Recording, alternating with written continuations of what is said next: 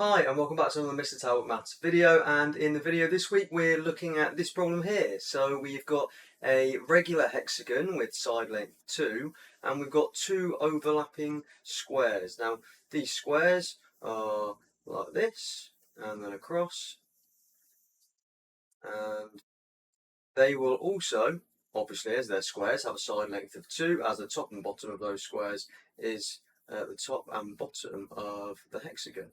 So we've got squares here, and we've got to work out the area of the overlapping section of those two squares, this bit here. Okay, so to start off with, there's a couple of things you could think to do with the hexagons, and you will probably want to just label on this here and these for the length of the square, because we're going to need obviously the length of that rectangle, the shaded rectangle, later on. And then the other thing that we're told in the question is that it's a regular hexagon. Okay, so they've told us that specifically. So how is that useful? Well, if we start thinking about, well, what we need to work out, we need to work out this height of the rectangle here. And so what we can do is we can start, because of the symmetry, splitting this hexagon in half, like so. Now if we do that, we end up with a right angle triangle here, and we know that this has a length of 2 because it's a side of the regular hexagon.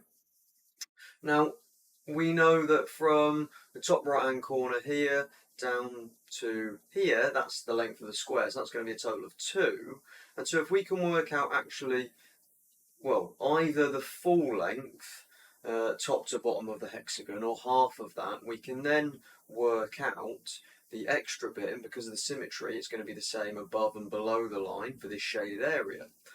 Now how can we do that? Well, we could use Pythagoras or we could use trigonometry. It depends what other information we can get. We don't know the length of this line here, the height of that triangle on the right hand side, or the perpendicular height of it, and we don't know this height, which is what we're trying to work out really. So maybe we can find out an angle. Well, we know this is 90, and we know with regular shapes that we can use the formula n minus 2 times 180 divided by n to give us the angle, the interior angle, or one interior angle to be specific. Now n is the number of sides, so if we use this, 6 minus 2 times 180, well that's going to give us 4 times 180, which is 720. Now we then need to split that up into 6 because we've got 6 angles, so 720 divided by 6. 6 goes into 7 once, carry the remainder, goes into 12 twice, so we get 120 degrees. So that means that this total angle here is 120 degrees. Now, we know that part of that is 90 because it's in a square, so we know that the rest of this must be 30. Now we want to work out this height of the triangle, this right angle triangle here.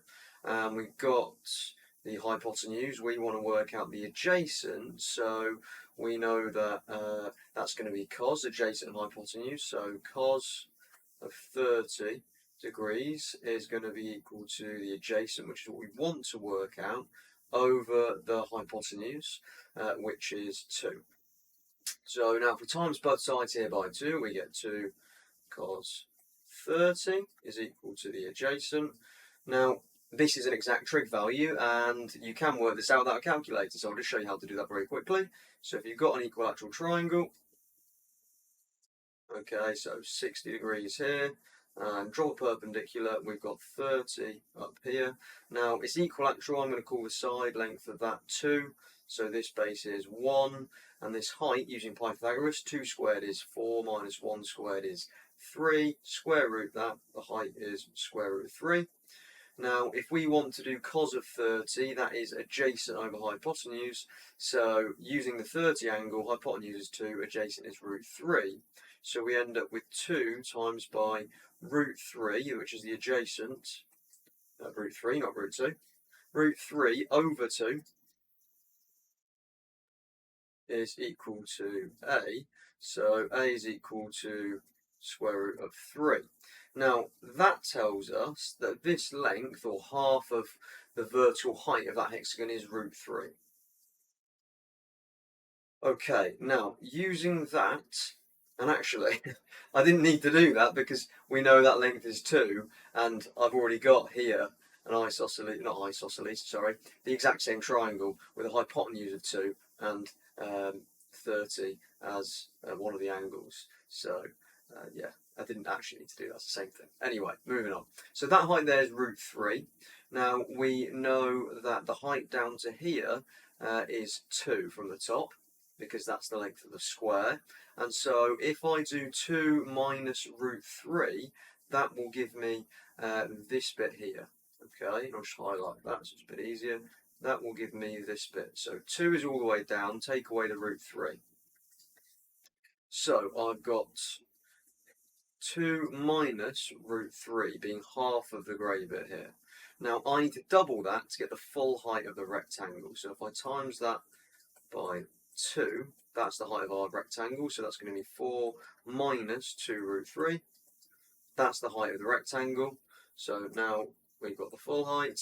Then we need to times that by the width, which is 2. So we've got 4 minus 2 root 3 times by 2, which gives us 8 minus 4 root 3. That is the answer. So hopefully you enjoyed that video, and hopefully if you had a go at it yourself, you were able to work it out. This is a problem from the Intermediate Maths Challenge in 2022, which is quite a nice problem. Yeah, hopefully you enjoyed it. So I'll see you in the next one. Have a good one. Bye-bye. Thank you for taking the time to watch my videos. I really appreciate it, and I really appreciate all the likes and everybody that subscribes to the channel. If you like this video, then there should be plenty more videos just up here. Hopefully it's here. That's where it should be, the one that you want to watch next. Okay, see you in the next one. Bye-bye.